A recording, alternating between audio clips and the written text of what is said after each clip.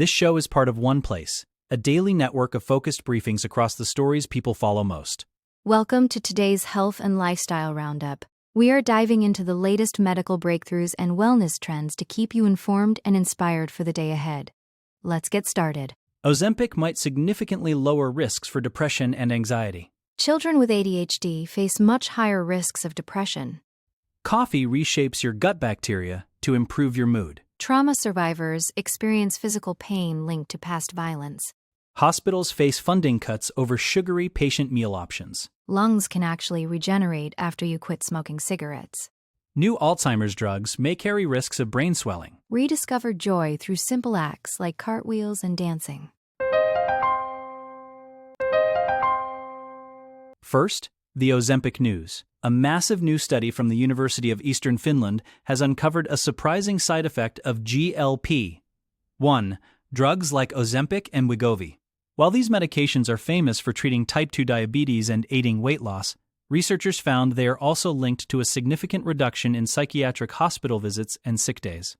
By tracking nearly 100,000 people over a decade, the study showed that during periods when patients were taking semaglutide, the risk of depression was 44% lower, and anxiety disorders dropped by 38%. This is a huge deal, because obesity and diabetes are often biologically linked with mental health challenges.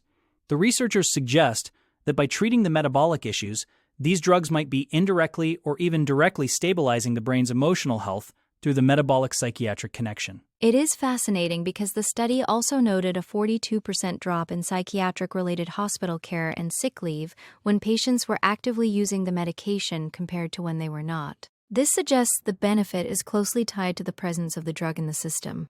Beyond just depression and anxiety, the research looked at substance use and suicidal behavior, finding no increased risk, which helps alleviate some previous safety concerns. Scientists from Sweden and Australia who collaborated on this believe that the bidirectional relationship between metabolic health and mental well-being is the key. When you improve how the body processes insulin and manages weight, you might be clearing up inflammatory pathways that otherwise contribute to mental distress. It opens up a whole new conversation about how we view these weight loss tools as holistic health treatments. Next, ADHD and depression. A new meta-analysis published in the Journal of Attention Disorders has revealed a sobering statistic. Children and teenagers with ADHD are 6 times more likely to experience depression than their neurotypical peers. Researchers led by Shipei Wang at the University of Edinburgh analyzed data from 24 studies involving over 5,000 young people with ADHD. They found that while the average rate of depression in the general youth population is around 2%, it jumps to over 11% for those with ADHD.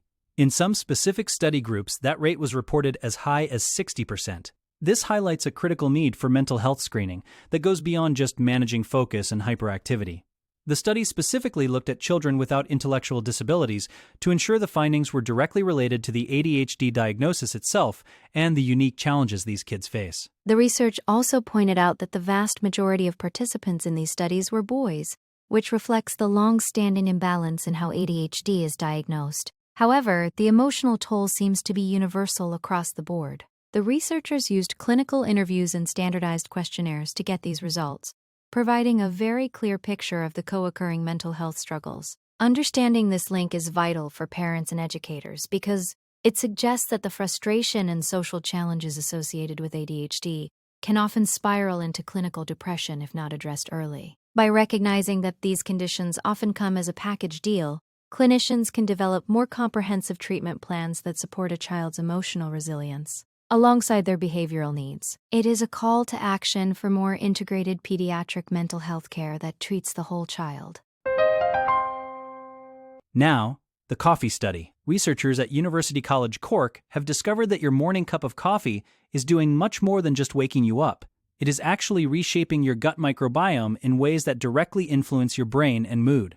The study found that both caffeinated and decaffeinated coffee altered gut bacteria, which in turn was linked to lower stress levels and better emotional states. Interestingly, decaf specifically showed benefits for learning and memory, while the caffeinated version was better for boosting focus and reducing anxiety. This suggests that the health benefits of coffee come from more than just the caffeine hit.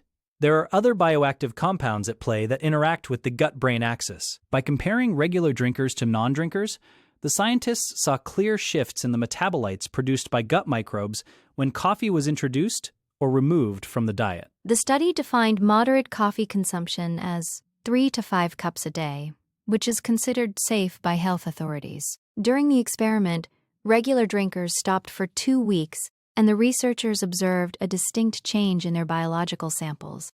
When coffee was reintroduced, the positive shifts in the gut-brain communication network returned. This is the first time scientists have so closely examined this bidirectional link, using such a wide range of psychological and biological measurements. It really validates the idea that what we eat and drink has a profound impact on our mental clarity and emotional resilience through the digestive system. So, whether you prefer the caffeine kick or the taste of decaf, you are likely providing your gut bacteria with the tools they need to help keep your brain sharp and your stress levels manageable throughout the day. Moving to trauma research. The story of Mia Tretta, a survivor of 2 separate shootings, is shedding light on a phenomenon known as phantom bullet syndrome. After being shot in high school and then experiencing another shooting nearby during college, Tretta reported feeling intense physical pain at her old wound site whenever she felt stressed. This personal account aligns with a Rutgers University study published in BMC Public Health, which found that exposure to gun violence is strongly linked to chronic pain in adults. The study surveyed over 8,000 people and found that nearly 24% of those exposed to gun violence experienced pain almost every day. This includes not just those who were physically injured, but also those who witnessed violence or lost a loved one. It suggests that the body stores trauma in a way that manifests as real, persistent physical suffering long after the event. Lead author Daniel Semenza explains that through post-traumatic stress, the body can feel as if the trauma is happening over and over again, triggering physical pain responses. This research is crucial because it shows that mental and physical health are inextricably linked in the aftermath of violence. For survivors like Tretta, the pain isn't just in their heads. It is a physiological reaction to extreme stress. The Rutgers study looked at 6 different types of exposure, including hearing gunshots or knowing someone who died by firearm suicide, and found that all were associated with higher rates of chronic pain. This highlights the need for trauma-informed care that addresses both the psychological scars and the physical symptoms that survivors carry. It is a powerful reminder of the long-term public health impact that violence has on communities and individuals across the country. Next, hospital food mandates. The Department of Health and Human Services is taking a hard line on hospital food, with Secretary Robert F. Kennedy Jr. urging the public to report facilities that serve sugary drinks or meals that don't meet federal dietary guidelines. The administration has even threatened to withhold millions of dollars in Medicare and Medicaid funding from hospitals and nursing homes that remain out of compliance. Kennedy's team argues that serving unhealthy food to patients is a violation of government standards and puts their recovery at risk. This initiative has sparked a significant backlash from medical providers and dietitians who argue that the policy is too rigid. They point out that some patients have unique dietary needs, such as those requiring high-calorie nutrition shakes like Ensure, which the administration has specifically flagged as potentially problematic. It is a major shift in how the government regulates healthcare environments. Critics are also questioning whether HHS actually has the legal authority to enforce these threats without a formal rulemaking process. Some experts have called the move political theater, suggesting that the agency is overstepping its bounds by trying to control individual food choices within a clinical setting. However, the administration remains firm, with top advisors stating that hospitals must align their food purchases with the 2025 to 2030 dietary guidelines to keep their federal reimbursements. They have even set up a toll-free number for people to report violations. This creates a difficult situation for hospital administrators, who must now balance patient preferences and specific medical diets against the risk of losing vital federal funding. Whether this leads to a genuine improvement in patient health or just a bureaucratic nightmare remains to be seen, but it certainly puts the healthcare industry on high alert regarding their menus. Now, lung regeneration facts. For a long time, it was believed that the lungs were incapable of regenerating once they were damaged by smoking. However, Dr. Charlotte Dean from Imperial College London says that is simply not the case. The lungs actually have a substantial capacity to heal themselves because they evolved to cope with environmental pollutants and infections. When a person quits smoking, the lungs can begin to repair the damage, though the extent of this recovery varies from person to person. While this is great news, Dr. Dean warns that it shouldn't be used as an excuse to keep smoking or vaping. The toxic particles in those products can still cause permanent tissue damage or trigger genetic mutations that lead to cancer.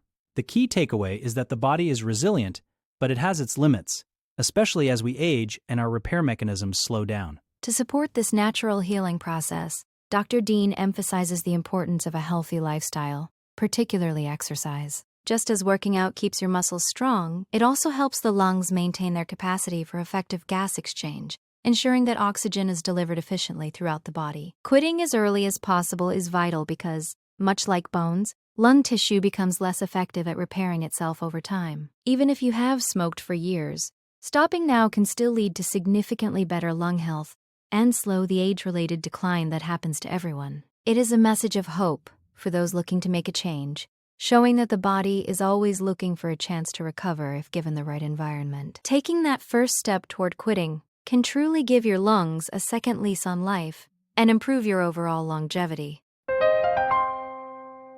Next, Alzheimer's drug risks. A major review by Cochrane has cast doubt on the effectiveness of new Alzheimer's drugs designed to clear amyloid beta from the brain. After analyzing 17 clinical trials involving over 20,000 participants, researchers found that these drugs provide little to no meaningful benefit for patients in terms of slowing memory decline or reducing dementia severity. While some trials showed statistically significant results, the actual impact on a patient's daily life was found to be below the threshold of clinical relevance. Even more concerning is the increased risk of serious side effects, including brain swelling and bleeding. These conditions, known as ARIA, can sometimes occur without any obvious symptoms, making them difficult to detect without frequent imaging. This review suggests that the long-held belief that removing amyloid would stop Alzheimer's might not be the silver bullet scientists once hoped it would be for those in early stages. Lead author Francesco Nonino, a neurologist from Italy, explained that it is crucial to distinguish between a result that looks good on paper and one that actually helps a patient. For many families, the promise of these drugs has been a beacon of hope, but this evidence suggests that the risks might outweigh the very small benefits. The study focused on people with mild cognitive impairment or early-stage dementia, the very group thought most likely to benefit from amyloid clearance. Despite this, the data converged on the conclusion that there is no clinically meaningful effect. This finding may force a shift in Alzheimer's research toward other targets beyond just amyloid plaques. It serves as a cautionary tale about the complexities of brain diseases and the need for treatments that offer clear, tangible improvements in quality of life rather than just changing a biological marker on a scan. Finally, finding more fun. In a world that often feels heavy, finding simple ways to have fun can be a radical act of self-care. From practicing cartwheels to reconnect with your inner 8-year-old to hosting a kitchen disco with loud music, there are countless ways to inject joy into your daily routine. One writer shared how learning to do a passable cartwheel as an adult provided a joyful split second of feeling upside down and free. Others find joy in the chaos of making pancakes with their children or wearing colorful underwear as a secret daily treat. These small moments of playfulness are not just trivial. They are essential for mental well-being and resilience. Whether it is getting lost on a hike to find your bearings or cooking a complex meal from scratch with friends, the key is the experience and the connection it brings to yourself and others. The idea is to embrace activities that have no goal other than pure enjoyment.